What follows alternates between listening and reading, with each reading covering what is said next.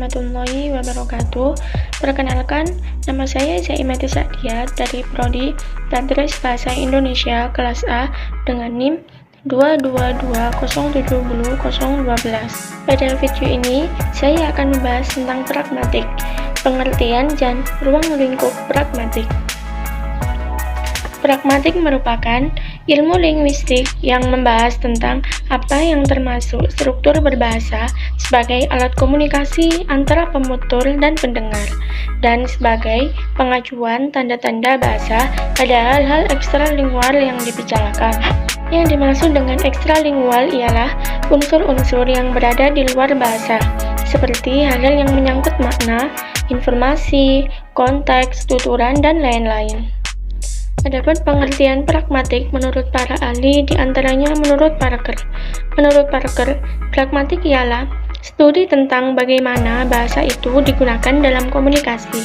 Sedangkan menurut Yule, pragmatik ialah bidang yang mengkaji tentang makna pembicara, mengkaji menurut konteksnya, mengkaji makna tentang bentuk ekspresi menurut jarak sosial yang membatasi partisipasi yang terlibat dalam percakapan tertentu. Adapun menurut Tarigan, pragmatik menelaah ucapan-ucapan khusus dalam situasi-situasi khusus dan memusatkan perhatian pada aneka ragam cara yang merupakan wadah aneka konteks sosial. Adapun ruang lingkup dari pragmatik itu ada 4. Yang pertama, dieksis. Yang kedua, peranggapan. Yang ketiga, implikatur, dan yang terakhir, tindak tutur. Yang pertama adalah deeksis. Deeksis merupakan sebuah kata yang membutuhkan sesuatu yang merujuk pada hal-hal yang tidak diungkapkan dalam ujaran. Seperti contoh, dia di keluarga ini selalu menjadi pusat perhatian. Kata dia di dalam kalimat tersebut bisa menunjuk pada anggota keluarga lain, entah itu kakak, adik, paman, bibi, nenek, dan seterusnya. Namun, kata dia di sini juga bisa menunjuk pada hal atau sosok lain, seperti hewan peliharaan. Levinson membedakan deeksis menjadi 5 kategori. Yang pertama yaitu deeksis orang atau personal. Yang kedua, deeksis waktu atau time. Yang ketiga, deeksis tempat atau place. Yang keempat, deeksis wacana atau discourse. Yang kelima yaitu deeksis sosial. Adapun yang dimaksud dengan deeksis orang atau personal yaitu berkenaan dengan penggunaan kata ganti persona, yaitu seperti saya, aku, dia, nya, dan lain-lain. Sedangkan deeksis waktu atau time berkenaan dengan penggunaan keterangan waktu, seperti dulu waktu itu, kemarin, sekarang, dan sebagainya. Adapun yang ketiga yaitu deeksis tempat. Deeksis tempat yaitu berkenaan dengan penggunaan keterangan tempat, seperti di tempat itu, di sanalah, ke sana, dan lain sebagainya. Dan yang dimaksud dengan deeksis wacana atau discourse berkenaan dengan penggunaan ungkapan dalam suatu ujaran untuk mengacu pada bagian dari ujaran yang mengandung ungkapan itu, termasuk ungkapan itu sendiri, seperti selanjutnya, sebelumnya, kemudian, dan lain-lain.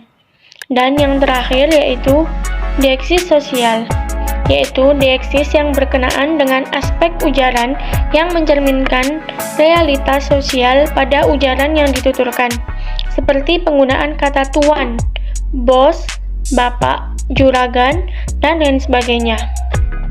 Ruang lingkup yang kedua yaitu presuposisi atau peranggapan. Nababan memberikan pengertian bahwa peranggapan adalah dasar atau penyimpulan dasar mengenai konteks dan situasi berbahasa, menggunakan bahasa, yang membuat bentuk bahasa, kalimat atau ungkapan mempunyai makna bagi pendengar atau penerima bahasa itu. Seperti contoh, kamu bukan anak keluarga ini, Sean, ujar Lea. Kutipan tersebut menimbulkan peranggapan bahwa Toko Sean bukan anak kandung dari orang tua Lea. Ruang lingkup yang ketiga yaitu tindak tutur.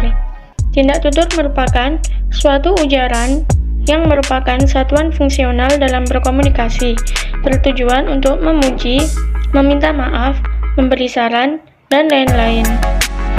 Tindak tutur atau pertuturan adalah seluruh komponen bahasa dan non-bahasa yang meliputi perbuatan bahasa yang utuh, yang menyangkut peserta di dalam percakapan, bentuk penyampaian amanat, topik, dan konteks amanat tersebut. Seperti contoh, bantu aku memperbaiki tugas ini. Contoh ini memberikan tuturan bahwa ia meminta pertolongan.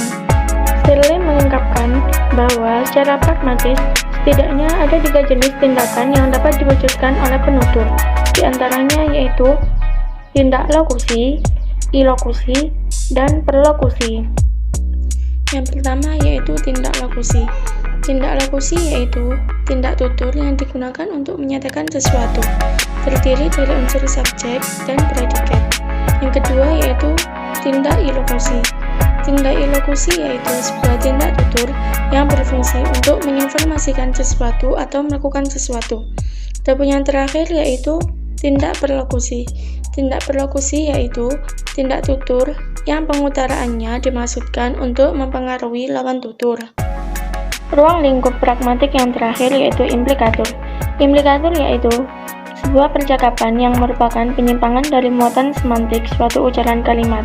Artinya, sebuah tuturan dapat mengimplikasikan presuposisi atau praanggapan yang bukan merupakan bagian dari tuturan bersangkutan. Presuposisi yang diimplikasikan itulah yang disebut dengan implikatur.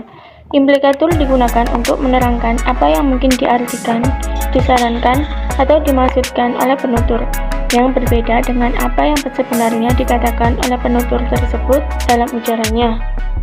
Contoh, meskipun Sabto keturunan orang Jawa, tapi ia lahir dan dibesarkan di Medan, maka tak heran jika ia berwatak keras seperti orang Batak pada umumnya.